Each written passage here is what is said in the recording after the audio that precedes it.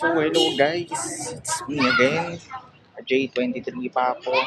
Ayan, uh, before we start nga, to na-realize nyo na ba na may mga what if sa buhay nyo?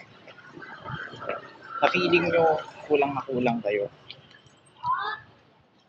Na feeling mo sa sobrang bilis ng panahon, hindi mo alam bakit mo nagawa yung mga past decisions.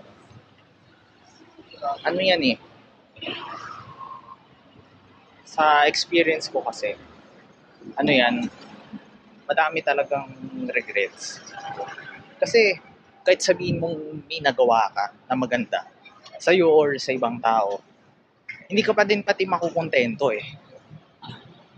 Kasi ang dami mo pa dapat mas nagawa nun na hindi mo ma-realize na siguro kung may nagawa ka mas better or mas nakatulong sa iba, mas nakatulong sa sarili mo, mas makikita mo yung worth mo.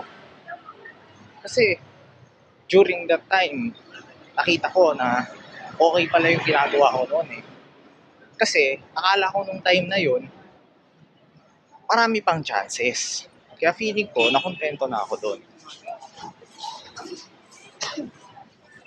And another part is, ang dami nating nakikita na places na hindi natin alam na mapupunta natin in the future. Na makikita natin sa buhay natin na makagawa tayo ng memories doon.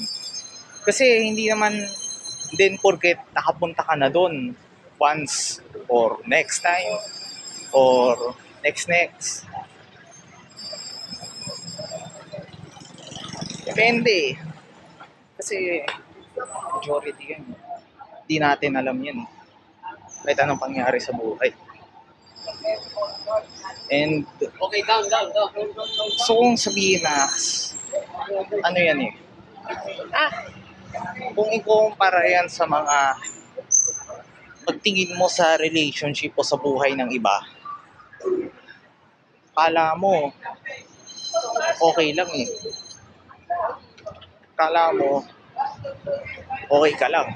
Kasi ako, honestly, nakita ko dati na yung ibang mga ka-age ko, nagagawa nila yung gusto nilang gawin.